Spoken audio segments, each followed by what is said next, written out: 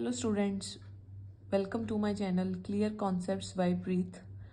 जैसे कि हमने पीछे कुछ जर्नल एंट्रीज पढ़ी तो हमारी कुछ और रह गई हैं, तो आज हम ये भी कंप्लीट करेंगे। तो सबसे पहले आप समझो कि ट्रेड डिस्काउंट और कैश डिस्काउंट क्या होता है। ट्रेड डिस्काउंट क्या होता है? ट्रेड डिस्काउंट वो डिस्काउंट होता है जो सेलर अलाउ करता है at the time of goods sold. जो ये ट्रेड डिस्काउंट है ये रिकॉर्ड नहीं होता अकाउंट्स, हमें इसे मतलब कि इसे हम सेपरेटली शो नहीं करते, लेकिन हमने रिकॉर्ड जरूर करना है। हमने इसको मतलब कि अपनी सेल वैल्यू जो है हमारी उसमें से हमने डिडक्ट जरूर करना है, लेकिन हमने इसे शो नहीं करना। तो आओ हम सीखते हैं इसे कैसे हमने कैलकुलेट करना है। पहले हमारी 1 लाख की हमें सेल प्राइस दिया हुआ है और ट्रेड डिस्काउंट 20% का है, तो 1 लाख का 20% किया तो 80,000 हमारी सेल वैल्यू आ गई। 80,000 हमने डिडक्ट कर दी, ओनली डिडक्ट करना है हमने। ओके, देन एंट्री समझो, इसकी एंट्रीज कैसी आएंगी। अगर तो गुड्स सोल्ड कर रहे हैं हम, गुड्स सोल्ड टू विकास, अगर हम गुड्स सोल्ड कर रहे हैं तो क्या एंट्री आएगी? Vikas account debit to sales account, और अमाउंट क्या होगी? 80,000। क्यों? क्योंकि ट्रेड डिस्काउंट लगा हुआ है 20%, वो हमने डिडक्ट करके अपनी अमाउंट शो कर दी है। ओके, देन अगर हम गुड्स परचेज कर रहे हैं अमित से, हमने परचेज की एंट्री क्या होती है जो हम पीछे सिंपली पढ़ के आए हैं। सेल परचेज एंट्री सेम ही है, बस मैं इसमें ये सिखा रही हूँ कि ट्रेड डिस्काउंट हमने कैसे डिडक्ट करके शो करना है। तो एंट्री क्या होगी? Purchase account debit to Amit account 80,000। 80,000 जो हमने डिडक्ट करके निकाला था ट्रेड डिस्काउंट, वो 80,000 आ जाएगा। Being goods purchase from Amit. Okay, right. Then हम पढ़ेंगे कैश डिस्काउंट क्या होता है। Cash discount at the time of payment. Cash discount जो मतलब कैलकुलेट होता है वो कब होता है? At the time of payment, और सेपरेटली ये शो होता है, हम इसे सेपरेटली शो करना है हमने अपनी बुक्स में। तो इसकी एंट्रीज भी हम समझ लेते हैं। अगर तो हम cash discount is received means कि अगर हम परचेज कर रहे हैं, अगर हम परचेज कर रहे हैं और हमें डिस्काउंट मिल रहा है, रिसीव कर रहे हैं, तो क्या होगा? एंट्री क्या होगी? Creditors account debit to cash account to discount received. ये परचेज के टाइम हमें डिस्काउंट मिल रहा है। अगर हम कैश डिस्काउंट सेल के टाइम, मतलब कि when cash discount is allow कर रहे हैं सेल की टाइम, हम सेल में हमें कैश अलाउ हो रहा है, हमें अगर हम सेल कर रहे हैं हमें लॉस हो रहा है। क्यों हमें लॉस क्यों हो रहा है? हमें डिस्काउंट देना पड़ रहा है। तो एंट्री क्या होगी? Cash account debit discount allowed debit to debtors. जैसे कि हमने इसे डेबिट क्यों किया और क्रेडिट इसमें क्यों किया? जैसे हमने नॉमिनल अकाउंट रूल पढ़ा हुआ है, debit all the expenses and losses, credit all incomes and gain. So that's why हमने ये किया। अगर हम इन शॉर्ट पढ़े, at the time of sale, अगर हम सेल कर रहे हैं, डिस्काउंट जो हमें हमें देना पड़ रहा है वो हमारा लॉस हो गया। ठीक है, अगर हम परचेज कर रहे हैं और जो डिस्काउंट हमें मिल रहा है वो हमारा क्या होगा? हमारा प्रॉफिट हो जाएगा। ओके, इसकी एग्जांपल भी मैं एक करवा देती हूँ, आपको इजी होगा समझने में। Param sells goods of 1 lakh allowing 10% trade discount मिल रहा है और 2% कैश डिस्काउंट मिल रहा है। इसे कैसे कैलकुलेट करना है कैश डिस्काउंट समझो। पहले तो हमारी जो प्राइस है 1 लाख है, ओके, सेल किया हमने इस पे। देन ट्रेड डिस्काउंट हमारा 10% है, हमने 1 लाख पे 10% लगाया तो 90,000 आ गया। ठीक है, और कैश डिस्काउंट हमारा कितना है? कैश डिस्काउंट इन्होंने 2% का है, तो हम 90,000 पर ही 2% लगाएंगे, वो आ जाएगा 1800।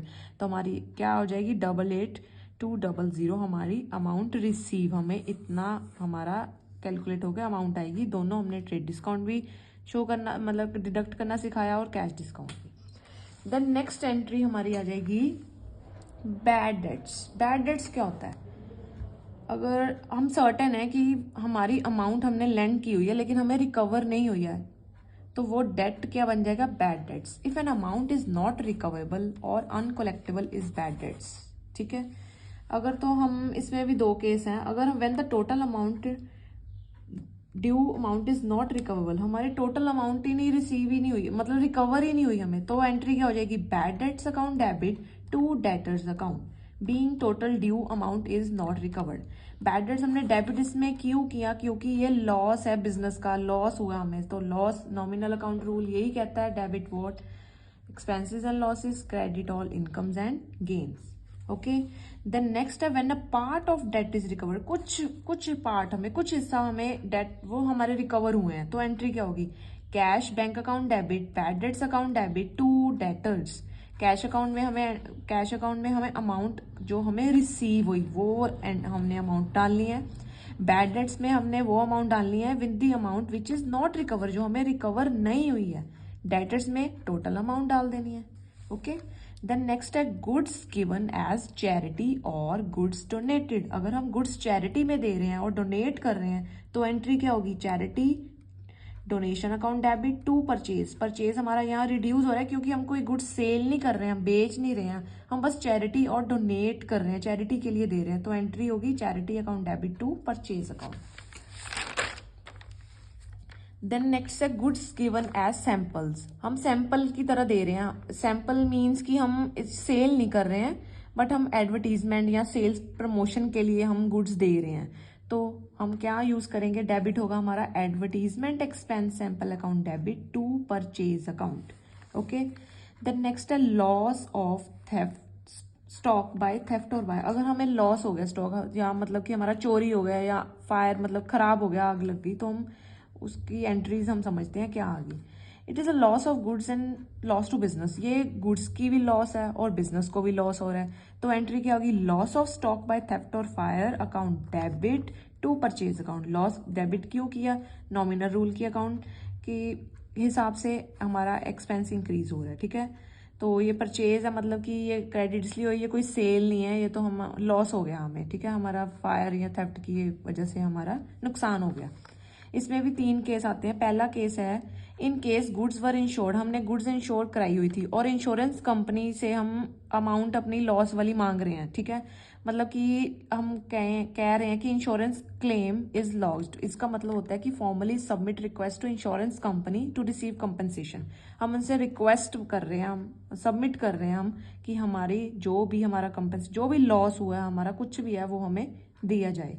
तो उसकी एंट्री क्या होगी, insurance company account debit to loss of stock by theft fire account.